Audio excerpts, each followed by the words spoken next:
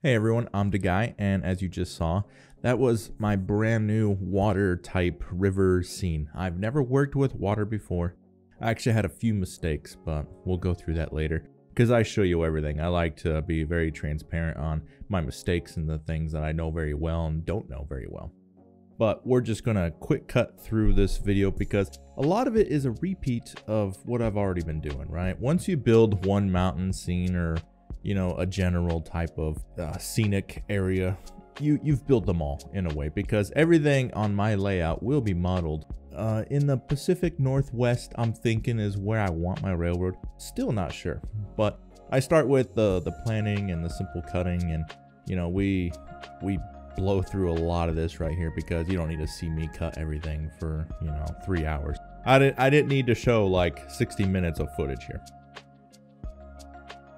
But my plan was to originally have a somewhat straight creek, but I actually didn't want a straight running little river type creek. And I'm still not sure at this point of the video like how big I wanted my water area to be. Do I want it to be like kind of like a washed out kind of river that's really wide, and has a lot of land mass taken with it? Or do I want it kind of narrow in a creek where it's winding around and going to a bigger river? I wasn't sure what I was going with, and in my opinion, that's the best way to get some scenery, right? When you're not really sure what you're doing, you just kind of do it. And in the back of my mind, I still had like erosion patterns and gravity and how like the water would flow. So I eventually come out with that slightly winding scene right there, which had nothing like, it follows nothing like what I traced right there, but that's just to give me a general idea. Now, this video and project took the longest that I've ever taken because of the mistakes I made, and I'll show you those like I said earlier. But I didn't do any research on how to do this because I didn't want to just do it like everybody else, right? I'm trying to use the cheapest, most affordable method, even if it's very time consuming, and it was, right? It was. But I learned a few lessons along the way. And one of those like lessons too is I always like to do the ground scenery texture the way I do. I was thinking about just plastering this entire one, but I have like one 25-pound bag of plaster and I plan on using it on my entire layout. So I didn't want to use, all this plaster on these little scenes here. Plus the toilet paper, I have so much of it and it goes so far just for that texture, right? But eventually, ultimately, I want to use like real dirt, very fine, powdery, sifted real dirt. And I want a static grass applicator, but those are like Christmas presents, right? For myself. Those are something I'll get later. But just using the toilet paper and everything is nice. Now, the carving, oh, what do I say about the carving? It takes days. It really did. For this one, it took me days because instead of being very quick and kind of just like touching up the plaster like I did on the previous one, where I did the whole cliffside and how I make my general scenery, right? I wanted this one to be a lot more detailed if possible, because a lot more focus is going to be right along the riverbank, which is this little cliff edge, maybe like 20 feet high cliff edge in end scale. And it takes forever. I made myself comfortable when I was doing it because I took my time carving everything, and I did both sides. Also, I sanded the bottom of the river because when I was putting the plaster in, keeping it level and flat was like an afterthought, because I'm like, I don't really need it flat. I was planning on just pouring my water medium that I used. I don't remember exactly on the top of my head what I used, but I was just going to pour it in there, right? And I'm like, it doesn't really need to be flat, but I don't want visible like hills and bumps on the bottom. Usually riverbeds are kind of smooth in my opinion. But I paint it to give that depth, go lighter along the edges of the river to show that it gets shallower, and then really deep in the center. So I put some black and everything like that. And I do my usual wash for my cliffs, but this time I'll be using, what do you call it? Dry brush method? Yeah, there we go. Dry brush method to kind of get like that mineral buildup look type of thing on the side of the rock edges, because it's water, right? Waters have minerals. Minerals build up on stuff from splashing and humidity and all that. That's just how it works. Now, when I apply my super slow motion scenery here, which is honestly the best part in my opinion of, you know, doing a little scene and everything, when you actually start applying the scene material, I got tongue twisted there, it really starts coming alive. I mean, I put it on top of the paint wet, right? I don't remember what that method is called, the wet method. I know there's a name for it. If you guys know the name for it, put it in the chat, please, because I've heard so many people say what the method is. I just, for the life of me, can't remember it right now. But, oh, yeah. Once the scenery goes on, it's the best. I was thinking of having, in the future, some more not as green scenery, because everything's in the Pacific Northwest for my layout. That's definitely the plan I want to go, right?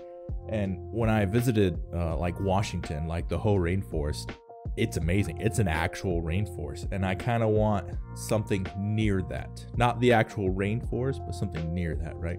And I saw rivers and everything there too, so that's kind of what I was modeling this from memory. I didn't have any pictures. I was unfortunate I couldn't find any pictures, but I was going off of memory, and I remember, you know, there was rocky edges, there were shallow banks on the side, there was a lot of rocks everywhere. And that's what I did with some of my filtered, my sifted concrete sand pieces. I take some of the bigger pieces and I put them into a wash to soak them, to make them dark, because they were a little too light, right? And these were going to be underwater, so I wanted them to be a little darker. That way it looked like they were pretty far down there. And I'm using my other trees as well instead of just my pine trees, but I still put a few pine trees in there because it's still in the same geographical area. But I think these deciduous trees would be more likely to grow near these lower valley type creek riverbed areas. And then, you know, I was like, okay, I gotta take them out because these trees, they drop scenery, and I'm getting ready to pour my stuff in there. But first, I gotta keep it from flowing out. So I'm like, duct tape fixes everything, right? Duct tape is the master of all adhesive materials. And then I'm like, I'm gonna, you know, seal the edge like I did the riverbed edge too, with some Mod Podge, because I did not want it, you know, spilling out. But one of the edges was not smooth, and I didn't realize that till later. So I'm using a high gloss varnish, and it doesn't say how long it takes to dry. It just says the high gloss varnish and it dries clear, right? And I poured it in there, and then a couple hours later, look what happens. I just got that one edge that's not flush. The other side didn't leak. Surprisingly, I was like, yes, you know, but this side, I was like, oh, I see where it leaks. It wrapped around all the way the back. And when I noticed the leak, I tried to put more tape on it, and it did not work, right? Once it's leaking, that's it. There's no saving it. It's gone. You might as well just, you know, salute and take it out back and shoot it. Now, what was left dried the way I wanted it to. Really cool looking, but when it dries as it's thick, it like shrinks, so it created these cracks. And I was like, no. Because I would have worked with what was there if the cracks weren't so noticeable, but they were like huge. If you put an N-scale person there, it was like a sinkhole type crack, like an earthquake quack, like a duck quack, an earthquake crack. There we go. Can't talk this morning. Need more coffee. So I ripped that up, right? And it's okay to make mistakes and start over. Sometimes you have to. This is a learning lesson experience for me. So I redo the paint, and this time I'm like, you know what? I'll just take longer on this video, and I will just do layer by layer by layer. I can't remember how many layers I actually did. I think it was around, for these base ones, before I do more scenery stuff, I think I did about 6 or 7 layers. And then I decided, hey, you know, instead of redoing the rocks like I did before, they looked a little too big. I wanted to look more like small river rock. So I just poured, you know, some sand on there, and I think it turned out better. So instead of like doing the icy propyl alcohol like I usually do, I'm just loading it up with glue, and then I go back to more layers with my high gloss varnish. Now I do have the varnish tinted. I put paint in there. I don't remember what kind, but when I paint my varnish on the bed here, the riverbed, I make sure to go up halfway on the banks because I want it to give that illusion of depth. Now, I did like about 6 or 7 more layers, right? And I'm like, I need ripples. So I use some Mod Podge, And I almost passed out using the straw to blow the ripples into the river scene. Like, I think I got lightheaded so much. If you're gonna do this, be careful, or have your kids do it. They have better lung capacity. You know, I'm getting kind of up there in age, and I don't breathe like I used to. But yeah, I almost passed out a few times. And with the Mod Podge, it was a matte, so it kind of took the shine out. So I put up a quick coat of gloss on it, and now it's time to dry brush the highlights, because I could see the ripples, but from certain angles you couldn't, right? So I'm like, a little bit of white paint, just like I did on the rock side, we'll highlight that perfectly. And it did. I went a little rougher with the paint, where I think there would be more flow or more resistance, mostly along the rocky edges. There'd be more obstructions for the water to flow over, so you'd see a lot more of the ripples and everything at that point. And I gotta hide some of my mistakes, right? So I put some bushes on the side and put my trees back in, and you know, overall, when I look at it after making the mistake, I'm pretty proud of it.